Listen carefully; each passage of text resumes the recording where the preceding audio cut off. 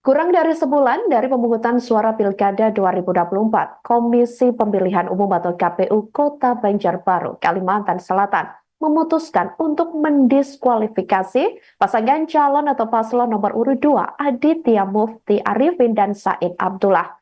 Pengumuman ini disampaikan oleh Ketua KPU Banjarbaru, Dahtiar, pada Jumat 1 November 2024.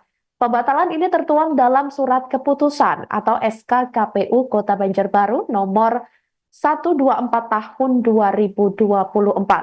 Dengan didiskualifikasinya, calon petahana ini, Pilkada Banjarbaru hanya menyisakan satu paslon, yakni Erna Lisa Halabi dan Wartono. Kondisi ini memungkinkan dilakukannya pilkada dengan skenario kota kosong. Untuk diketahui, diskualifikasi ini dipicu laporan dugaan pelanggaran administrasi yang diajukan oleh calon Wakil Wali Kota nomor urut 1 Wartono. Adapun Wartono adalah petahana yang menjabat sebagai Wakil Wali Kota Banjarbaru mendampingi Aditya. Wartono mempersoalkan tagline juara yang digunakan oleh Aditya Said.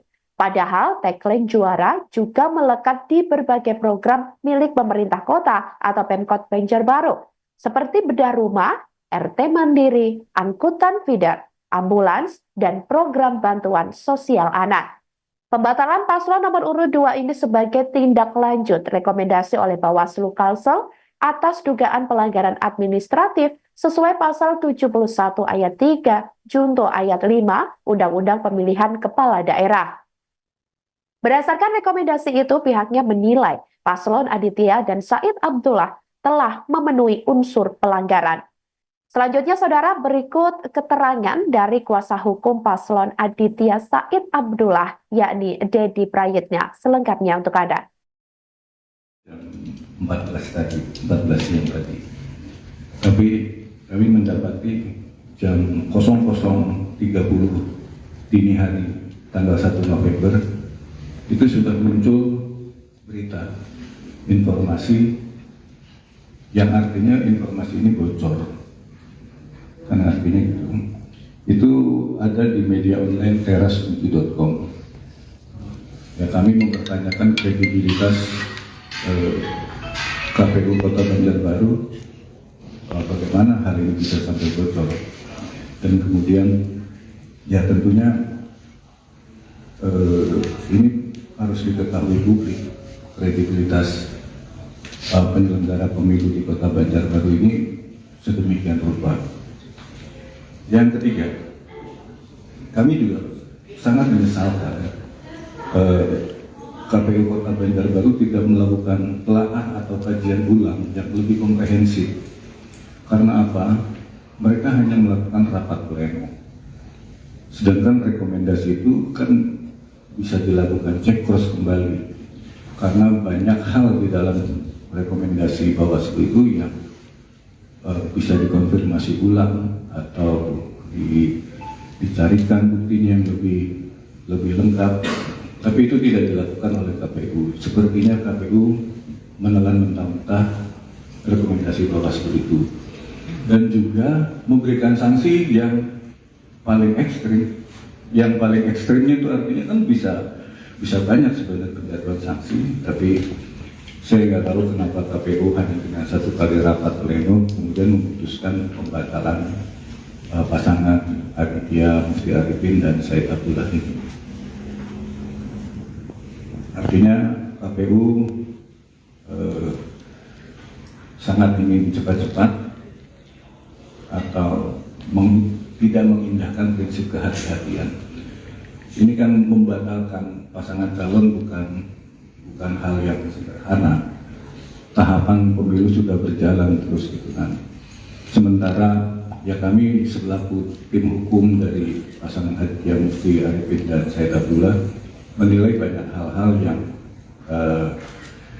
yang terkait dengan laporan ini, banyak hal yang tidak sesuai dengan ketentuan hukum.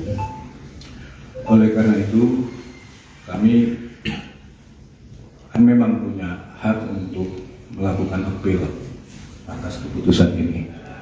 Tapi kami masih mempertimbangkan apakah akan melakukan apel ke Mahkamah Agung atau tidak. Karena apa? rasanya kok nggak bisa mempercayai penyelenggara pemilu yang seperti ini meneruskan proses pemilu. Biar nanti masyarakat yang menilai kalau memang kami harus dibatalkan. Masyarakat Kota Banjarbaru tentu punya hati nurani sendiri dan kami berharap masyarakat menunjukkan hal itu di proses pemilu ini. Jadi terus terang kami menjadi sangat ragu apabila kami terus untuk ikut kontestasi dalam pemilihan wali kota dan wakil wali kota. Mungkin itu dari kami. Atas perhatian teman-teman, terima kasih. Assalamualaikum warahmatullahi wabarakatuh. Pak, bisa sedikit bertanya, Pak? Monggo silakan. Pak, ini kan bukan awal, Pak, ya, dari sedikit anggaplah pencalonan Pak Aditya, Pak, ya. Mungkin dari awal sudah ada yang hal tersebut. Mulai dari beberapa keputusan dari partai, bahkan yang ekstrim lagi, bahkan partai pun mau dibeli oleh mereka. Nah, terakhir ini juga penjagalan. Ini apakah pasrah dengan keadaan ini tidak sampai ke MA, Pak, atau gimana tadi, Pak? Tadi seperti kami sampaikan,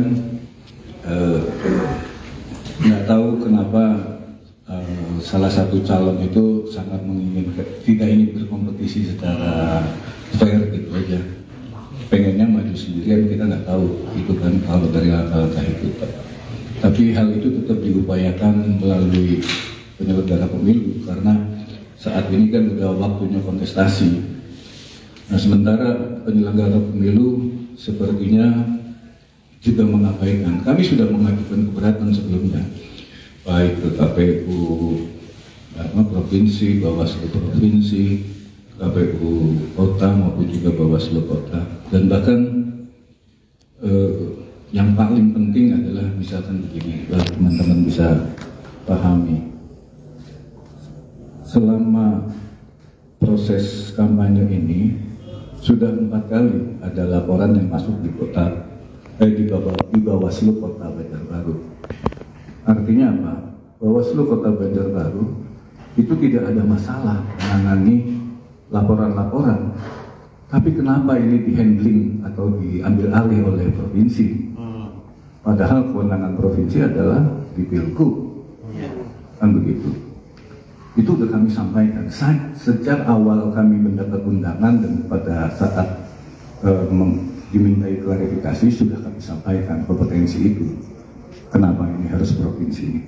Oke lah, mereka punya argumentasi sendiri, tapi ini biar masyarakat juga tahu apa urusannya pengawas pemilihan gubernur turun untuk mengawasi pemilihan wali kota. Tidak ada kendala. 01 di Bawaslu Kota Banjarbaru kami yang nomor 1 pertama bikin laporan tentang spanduk yang ada di rumah dinas. Yang kedua kami dilaporkan soal black campaign. Yang ketiga kami dilaporkan soal pembagian sembako. Yang keempat kami dilaporkan soal APK. Jadi sebenarnya nggak ada masalah di Bawaslu Kota Banjarbaru, tapi kenapa harus provinsi? Dan kemudian teman-teman bisa tahu prosesnya seperti apa. Bahkan yang menjadi kuasa hukum di dalam proses laporan ini juga mantan komisioner Bawaslu yang juga mengerti sebelumnya. Jadi kami melihat sih sistematis. Jadi itulah kenapa bukannya kami pasrah, tapi kami ingin tunjukkan juga bahwa pertama kami tidak percaya kepada penyelenggara pemilu wali kota dan wakil wali kota di Banjarbaru ini. Suara rakyat buat kami lebih penting. Nanti biar rakyat membuktikan kalau memang nanti di pemilu wali kota dan wakil wali kota Banjarbaru ini ada 1 calon dan ada 1 kota kosong. Itu. Oke. Pak, sampai saat ini sudah menerima kesalinan surat keputusannya, Pak? Kami sudah menerima tadi melalui LO kami di KPU. Pak, tadi kan banyak beredar kalau ada petisi dari masyarakat online untuk penolakannya itu. Apakah itu dari tim Bapak sendiri melakukan petisi itu? Ya kalau mbaknya bilang tadi dari masyarakat, ya masyarakat. Kita nggak mendirect. Bahkan kita pun masih mempertimbangkan untuk mengajukan keberatan atau upaya pembatalan keputusan KPU ini ke Mahkamah Agung.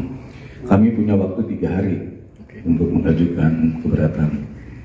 Kami masih pertimbangkan. Nanti kita lihat selanjutnya. Pak, nota keberatan yang sebelumnya diajukan ke KPU dan Bawaslu Provinsi itu, apakah sudah ada tanggapan dari kedua belah pihak ini atau gimana, Pak? Kami barusan dapat tanggapan dari KPU Provinsi dan dari KPU Kota juga tentang keberatan kami. Ya itu normatif sekali bahwa kalau KPU Provinsi bilang ya karena dia dapat rekomendasi dari Bawaslu, dia teruskan. Dia hanya meneruskan. Sepertinya bola panas ini segera dilempar ke kota, gitu kan. Dan kota berani mengambil risiko yang paling tertinggi, ya artinya membatalkan menjatuhkan sanksi yang paling berat, kan itu. Padahal ya menjatuhkan sanksi paling berat itu kan harus ditimbang-timbang, ditelaah, dikaji secara hati-hati, kan gitu. Tapi yang terjadi adalah cuma dengan waktu 1-2 hari kami tidak dipanggil untuk dimintai keterangan tambahan, tidak dipanggil untuk menambahkan bukti atau apa, dikonfirmasi atau untuk klarifikasi, tapi karena mereka merasa punya kewenangan untuk menjatuhkan sanksi, mereka hanya 1 kali melakukan rapat pleno dan putuslah itu. Itu saja, makanya ada ya semacam bisa dikatakan pesimis dengan sikap dan keputusan yang diambil oleh penyelenggara pemilu di Kota Banjarbaru. Pak, satu lagi Pak, ini kan sebagai masalah. Download Tribun X sekarang, menghadirkan lokal menjadi Indonesia.